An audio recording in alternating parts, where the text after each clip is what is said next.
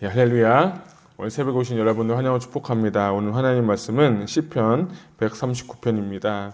제가 읽는 성경은 구약 성경 903쪽입니다. 오늘 새벽에 나오신 여러분들 환영을 축복합니다. 오늘 저는 시편 139편 코람데오의 삶이라는 제목이고요. 설교 부제도 한번 만들어봤는데요.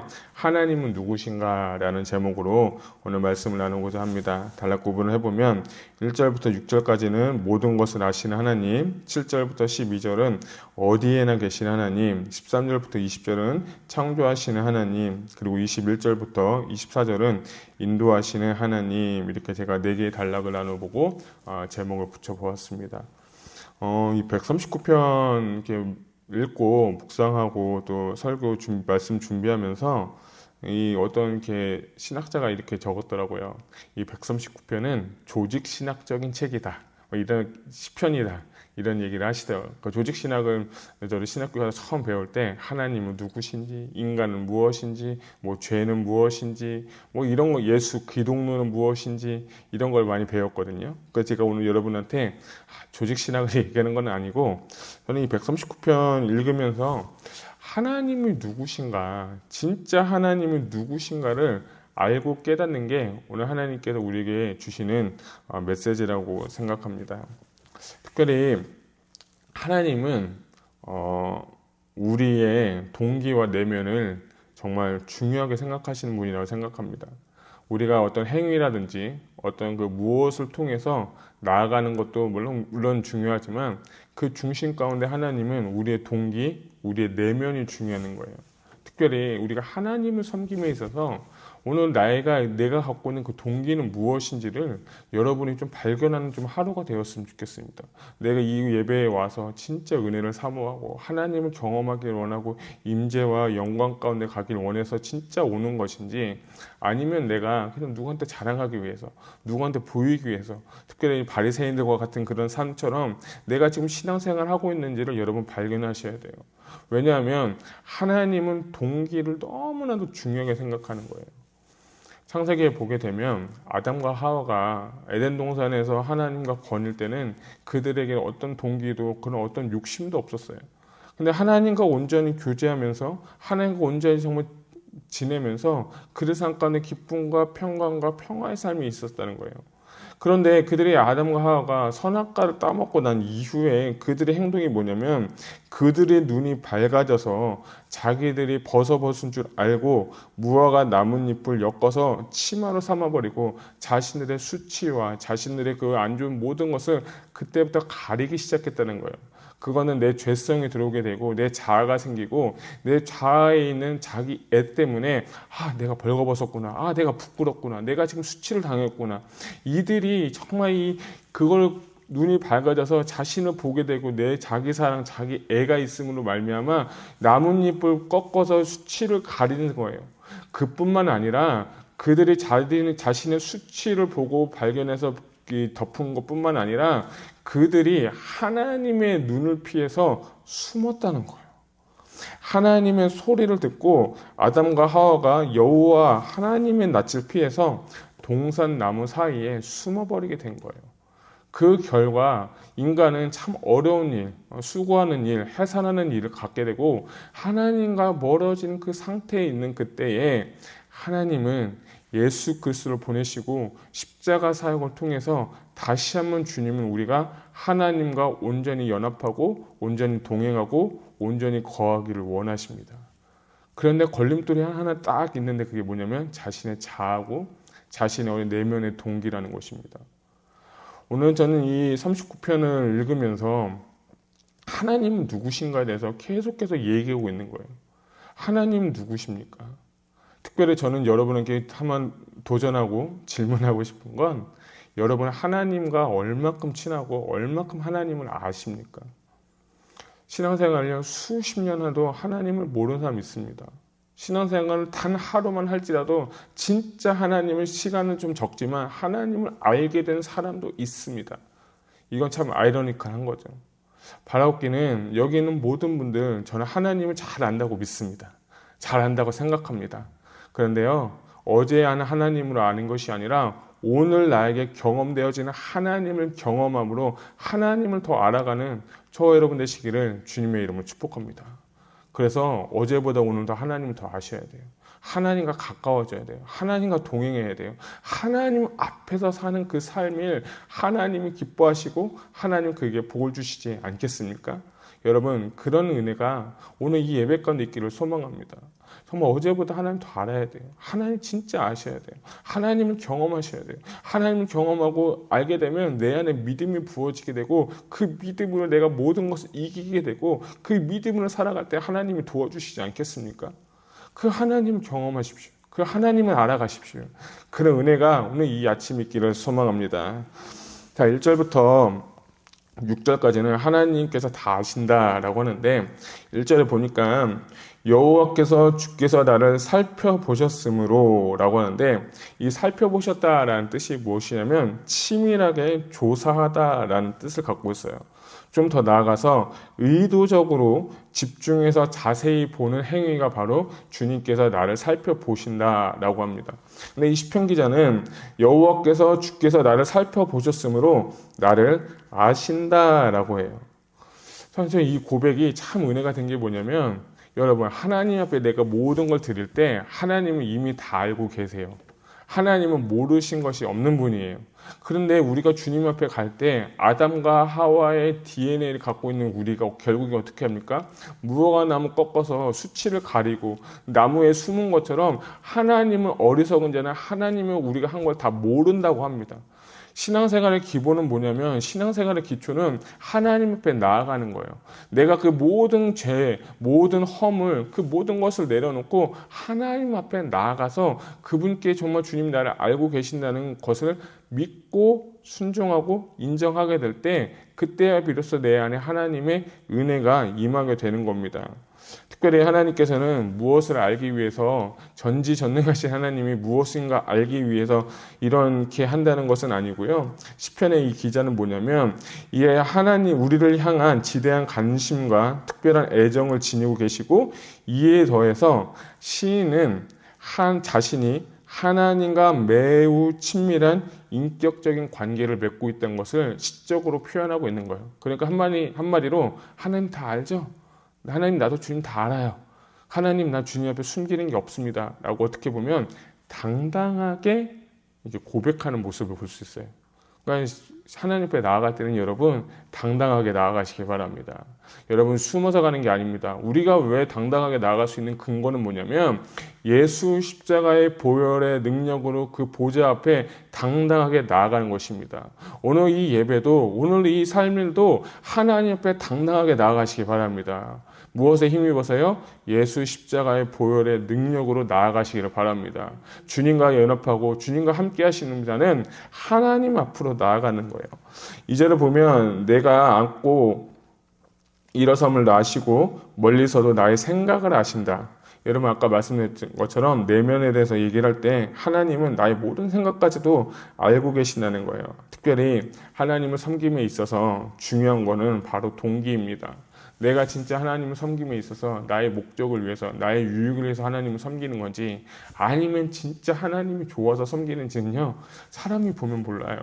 이분 정말 믿음 좋아 보이고 새벽기도 나오고 신앙생활 열심히 하시고 봉사하시고 그렇게 하는 분이 믿음이 좋다고 하지만 또 어느 순간 되면 그분들이 또 문제가 생기거나 좀 어려움이 될 때 돌변하시는 분들을 보면서 참 이분이 믿음이 좋아 보이는데 그럴 때도 있었고 어떤 분은 이분은 좀 아닌 것 같아. 인간적인 교만한 눈으로 보면 근데 또 어느 순간 보면 이분이 참 신실하게 참 섬기는 거 보면서도 사람이 보는 게 아니구나. 믿음 생활은 사람이 판단하는 게 아니구나.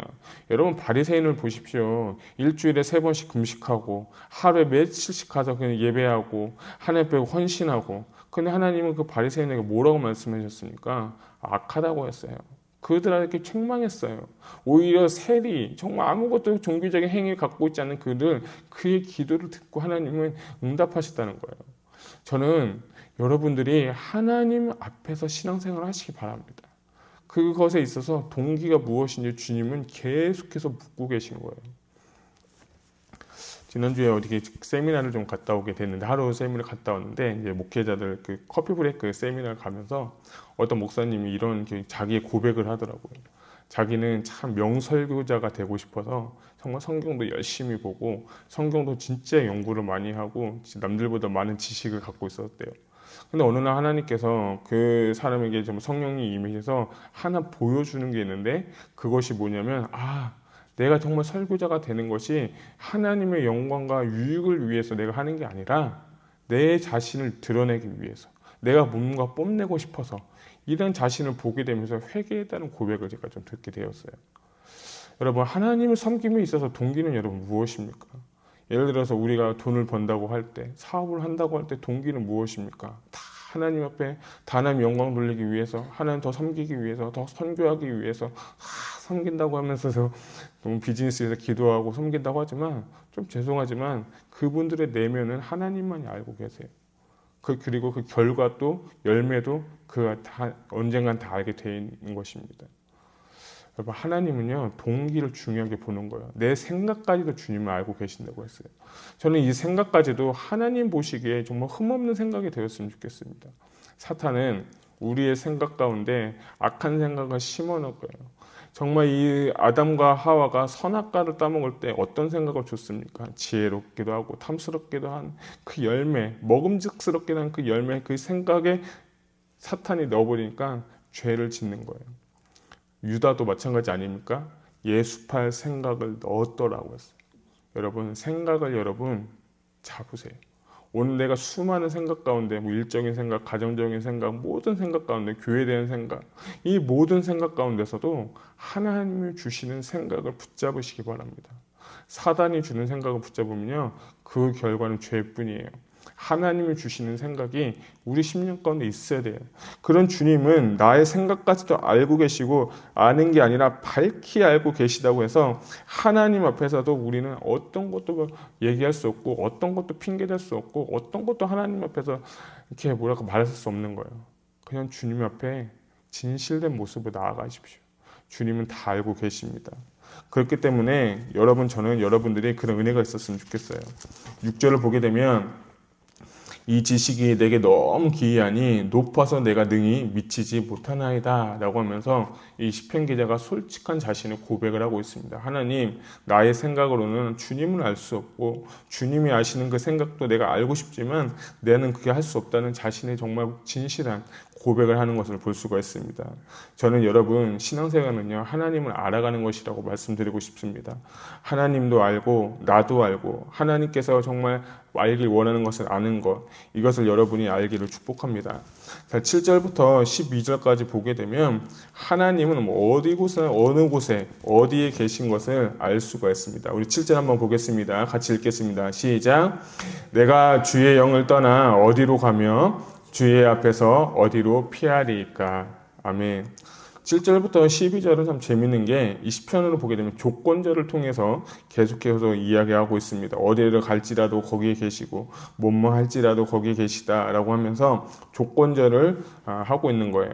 특별히 7절에 피하다라는 것은 도망가다라는 뜻이 있는데, 하나님은요 다 알고 계세요. 하나님은 모든 곳에 다 계신 거예요. 여러분, 요나를 보세요. 요나가 하나님 뜻 가운데 니느웨 성으로 가야 되는데, 니느웨 성으로 가는 걸 포기해버리고 다시스로 가는 배를 탔지 않습니까?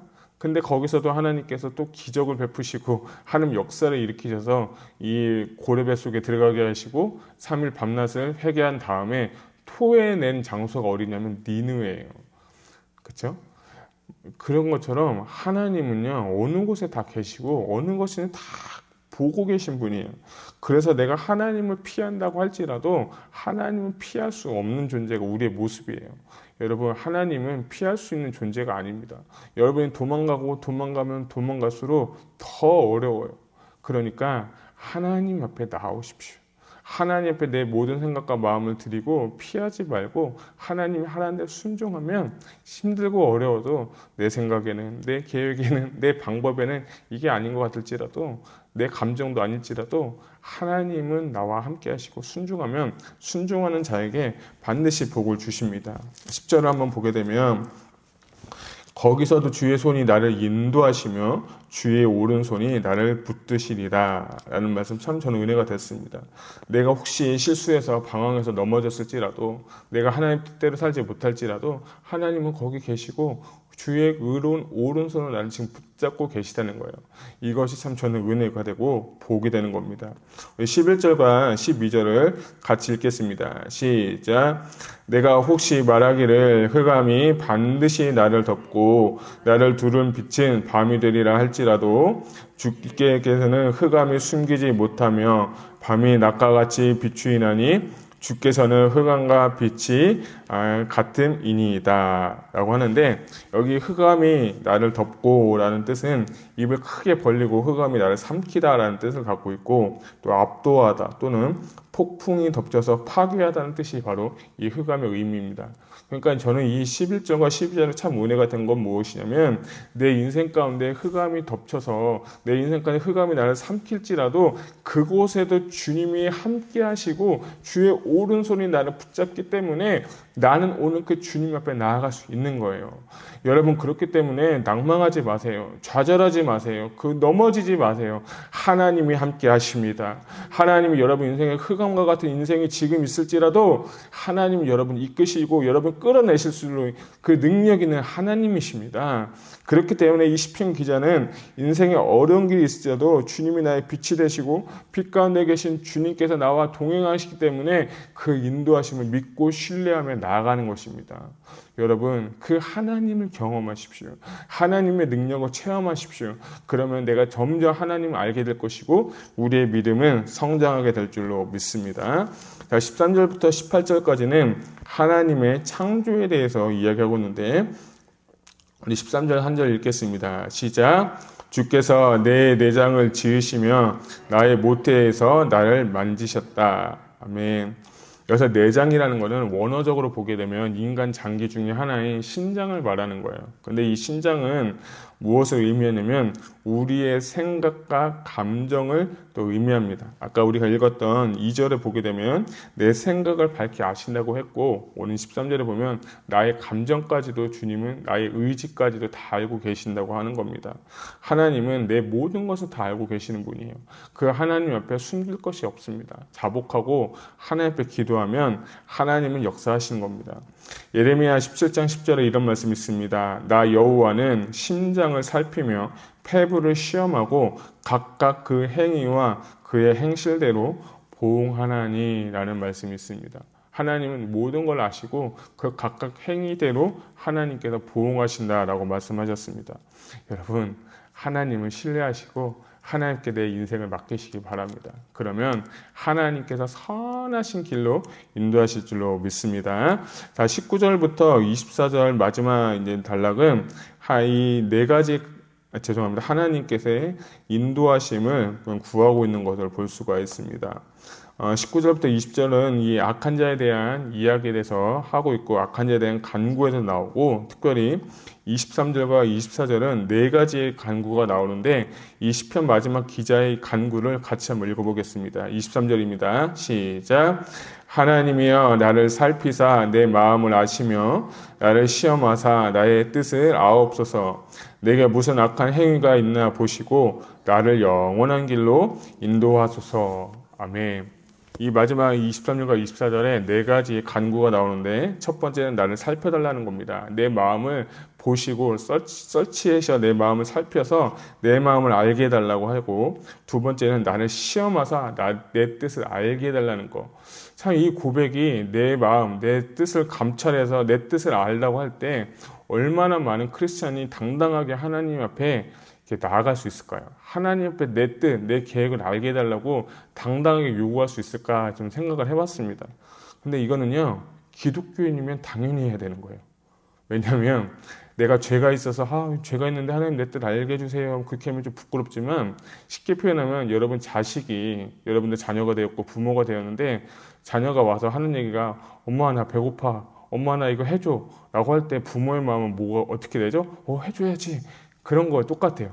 아무리 자식이 잘못들을 하고 아무리 자식이 여러분에게 마음을 상하게 해도 다음날 일어나면 부모님이 자식을 사랑하고 한 것처럼 저는 이 23절을 여러분 하나님의 자녀라고 생각해보고 오늘 간구하세요. 하나님, 내 마음 동기 이렇지만 그럼에도 불구하고 하나님 내 주님 앞에 나아가니 내 뜻을 알고 내 마음과 내 감정과 생각을 아시고 나를 시험하사 내 뜻을 파악해 주세요 라고 하는 믿음의 간구가 있고, 또 하나는 이 사람의 믿음의 수준이 바로 이것입니다. 우리는 이런 믿음의 수준을 갖고 있어야 돼요. 바로 이렇게 친밀함 가운데 오는 그 믿음으로 하나님 앞에 나아가는 거예요. 내 생각, 내 뜻 하나님 다 알잖아요. 하나님께 내 모든 걸 올려드립니다 하고 감찰해 보세요 라고 하면서 간구하는 걸 볼 수가 있습니다. 24절에 보면 내게 무슨 악한 행위 있나 보시고 라고 하면서 하나님 앞에 내 모든 걸 아시는 하나님 앞에 간구하는 걸 볼 수 있고, 마지막으로는 영원한 길로 인도해 달라고 이 간구하면서 시를 마무리하는 것을 볼 수가 있습니다. 여러분 23절과 24절은 오늘 꼭 마음에 좀 새기시는 말씀이 되었으면 좋겠습니다. 하나님, 우리가 이렇게 살지 못할지라도 당당하게 부끄럽지만 좀 제 표현대로 하면 뻔뻔하게 하나님 앞에 나아가십시오. 하나님은 그걸 더 기뻐하십니다. 죄져서 숨어서 이렇게 벌벌 떨고 하나님과 멀어지는 게 아니라 훌훌 털고 일어나서 하나님 앞에 나아가십시오. 그러면 하나님 기뻐하십니다. 하나님 여러분 붙잡으십니다. 여러분 하나님과 동행하실 줄로 믿습니다. 그 하나님 오늘도 함께 하실 줄로 믿습니다. 바라옵기는 어제보다 오늘 더 하나님 더 알기를 원하고 하나님과 가까워지기 원하고 하나님과 정말 친밀한 가운데 오늘 하루 하나님께 주시는 그 인도하심, 보호하심, 정말 전지전능하신 하나님이 여러분의 삶 가운데 오늘 함께 하시기를 주님의 이름으로 축복합니다. 기도하시겠습니다.